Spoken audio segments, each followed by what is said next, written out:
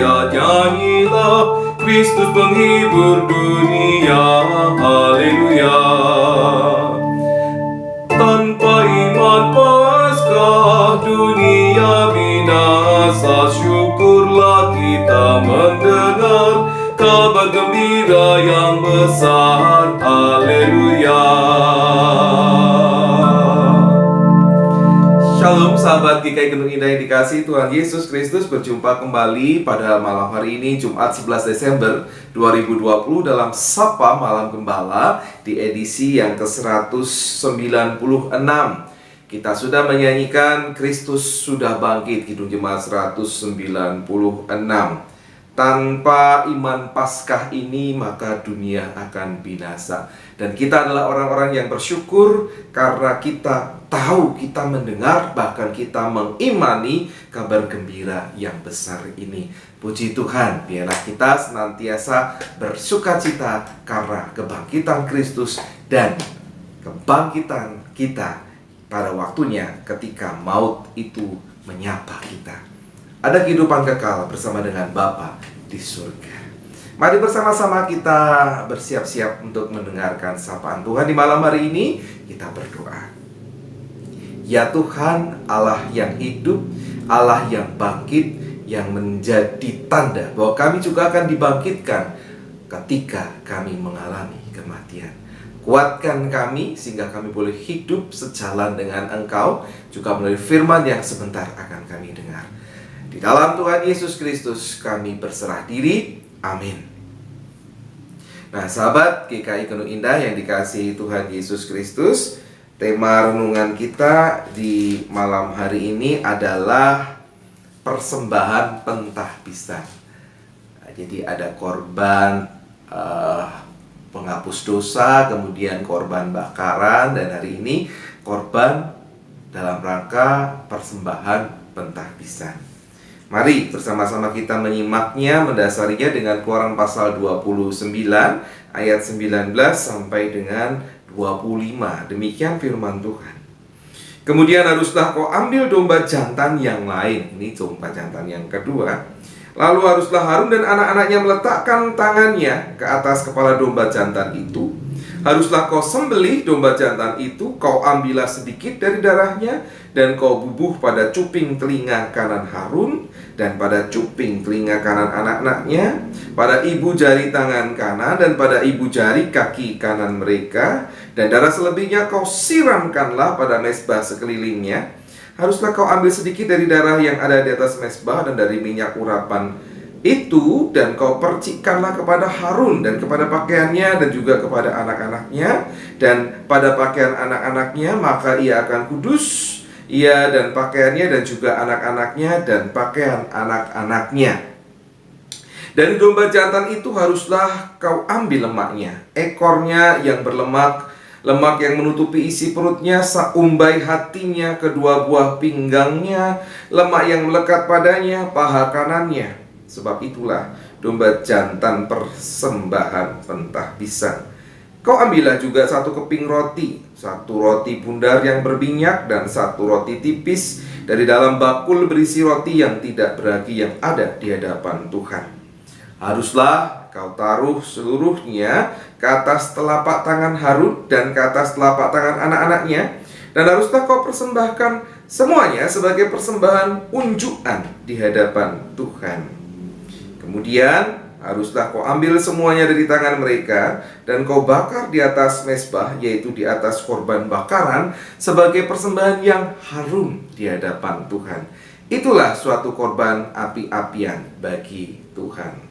Korban api-apian, persembahan pentahbisan, gitu ya. Demikian firman Tuhan. Yang berbahagialah mereka yang setia mendengarkan firman Tuhan dan yang memeliharanya di dalam kehidupan hari lepas hari. Haleluya. Nah sahabat GKI Gunung Indah yang dikasihi Tuhan Yesus Kristus, untuk persembahan ini atau korban ini memiliki kemiripan dengan ritual yang kita baca kemarin. Tapi ini lebih mengarah pada tugas-tugas keimaman yang harus para imam kerjakan. Ada simbol apa? Ada simbol mendengarkan, mengerjakan, dan melangkah sesuai jalan Tuhan. Dengan apa? Darah yang oleskan di cuping telinga, kemudian di ibu jari, kemudian di jempol kaki. Nah, apa ibu jari ya? Karena ibu jari ini merupakan tindakan umum dalam sebuah perjanjian. Jadi misalnya ketika orang mau janji itu ada ini diiris supaya keluar darah, kemudian ditempelkan dengan ibu jari yang lain dari orang yang sedang berjanji misalnya. Ya, ada simbol-simbol seperti itu. Ada juga dengan ibu jari dioleskan di India itu biasanya begitu. Ya. Jadi ini juga ada ibu jari. Jadi ini tindakan yang umum dalam sebuah perjanjian. Kemudian ada juga simbol pengudusan melalui apa? Percikan darah pada para imam yang ditabis pada pakaiannya. Ya, tidak banyak-banyak, hanya dipercikan begitu. Ini sih karena yang dibutuhkan adalah simbolnya, simbol pengudusan. Dan juga ada simbol pelayanan melalui apa? Roti persembahan yang dibawa oleh Harun yang jadi imam, juga anak-anak Harun. Mereka membawa roti persembahan itu, roti unjukan gitu ya.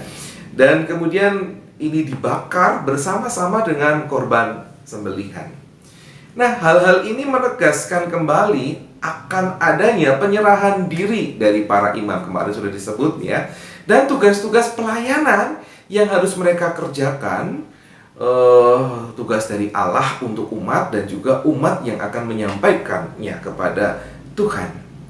Nah, sahabat GKI Gunung Indah yang dikasihi Tuhan Yesus Kristus, bagi kita saat ini kesediaan untuk melayani tidak memerlukan ritual khusus yang jelimet ya, yang membutuhkan dana. Bahkan ya bagi beberapa orang menyembelih korban itu sesuatu yang tidak tegel gitu ya. Jadi kita nggak perlu lambang yang seperti itu, yang jelimet seperti itu.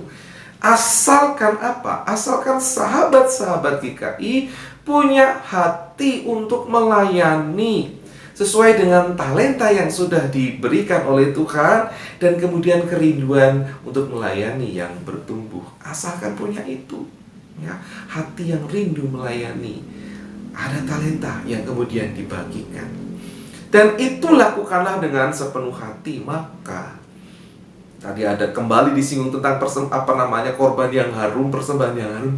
Dengan begitu pun sahabat GKI Gunung Indah sudah bisa memberikan persembahan yang harum di hadapan Tuhan. Karena itu janganlah malu, janganlah enggan terlibat dalam pelayanan ataupun juga mengembangkan talenta dan membagikan talenta. Sahabat-sahabat, mari silakan merenungkan dan mempraktekkannya.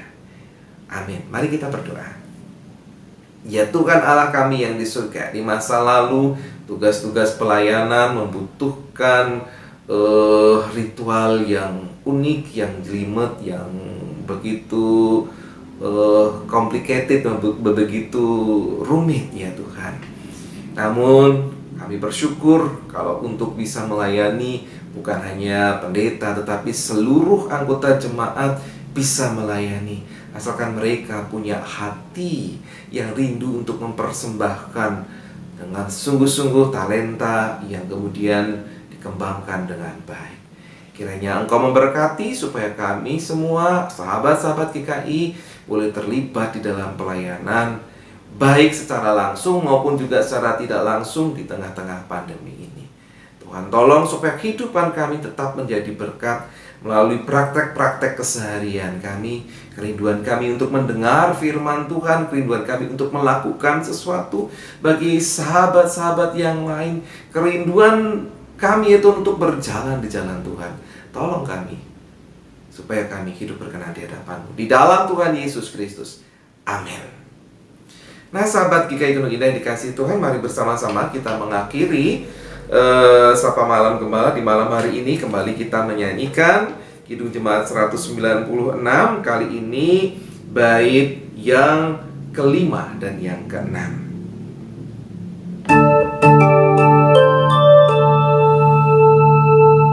Kristus bersedia dicerca dihina, sekarang Raja mulia yang membebaskan umatnya. Haleluya. Sungguh Kristus bangkit, kuasa maut berakhir, bersorak bersorak-sorailah terus, kita semua ditebus. Haleluya. Saya dan saudara, sahabat-sahabat GKI Kendul Indah sudah ditebus oleh Tuhan. Haleluya. Sampai berjumpa di esok hari. Tuhan Yesus memberkati saudara-saudara. Amin.